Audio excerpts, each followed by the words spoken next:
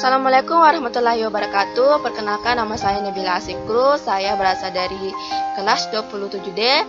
Saya dari mahasiswa pendidikan guru sekolah dasar di Universitas Negeri Makassar.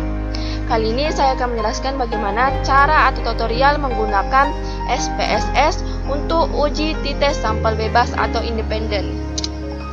Nah, apa itu uji t-test sampel bebas?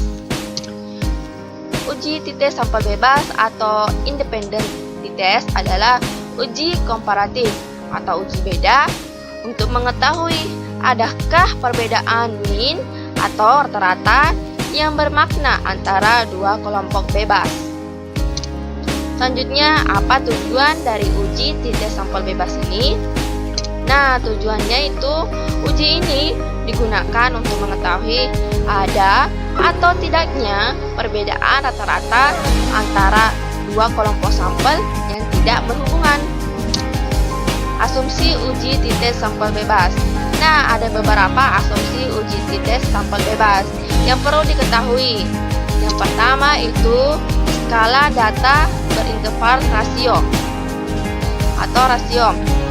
Dua, kelompok data saling bebas atau tidak berpasangan. Tiga, data berkelompok berdistribusi normal. 4. Data berkelompok tidak terdapat outlier. 5.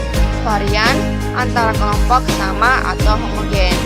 Nah teman-teman, sebelum kita pindah ke tutorial cara penggunaan SPSS untuk uji t-test sampel bebas atau independen, kita lihat ini.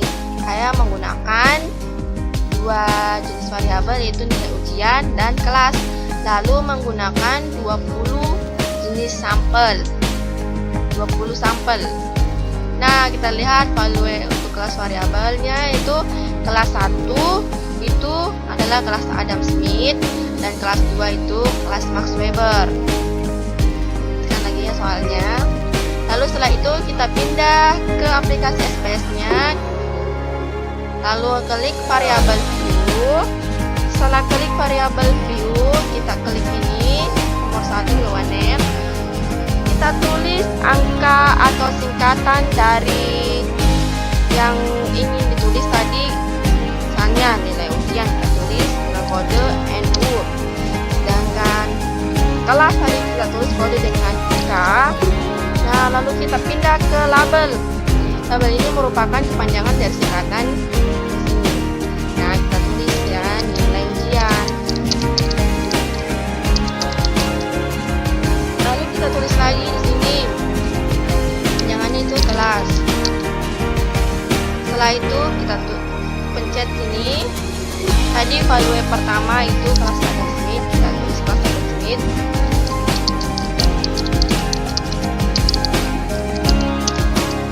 Kita klik add. Lalu value 2. Tadi itu kelas Max Weber.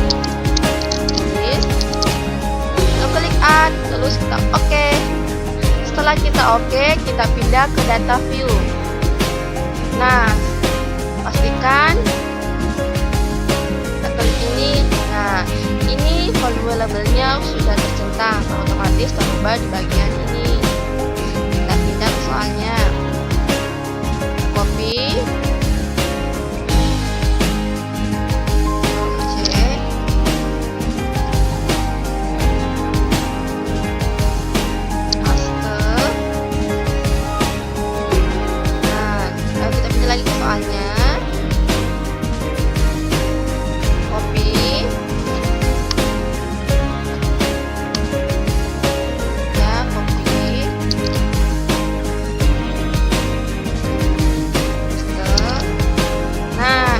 Otomatis terubah ini sesuai kita.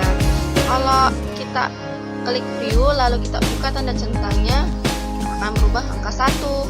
Nah, kita pencet kembali untuk berubahnya otomatis. Nah, setelah itu yang harus dilakukan adalah kita pencet analyze.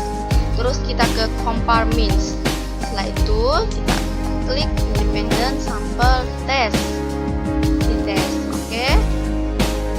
Nah, kita convert ke sini, pindahkan, lalu kelas kita pindahkan itu hurufnya, variabel, klik grup 1,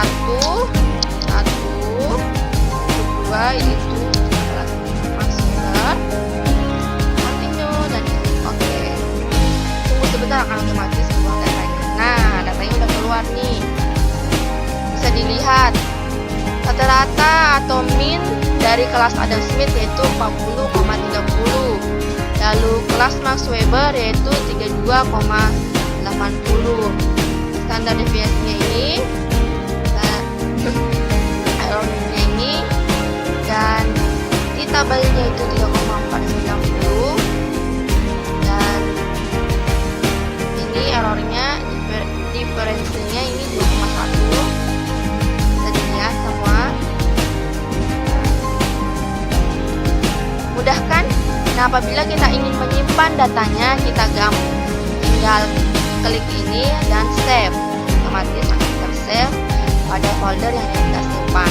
Nah, selanjutnya hasil dari uji T-test itu yaitu penginterpretasian nilai hasil uji. Kita lihat ya, karena tadi nilai dihitung lebih dari di tabel yaitu 3,490 sama dengan lebih dari 2,101, dan p-value-nya 0,003 kurang dari 0,05, maka HO ditolak.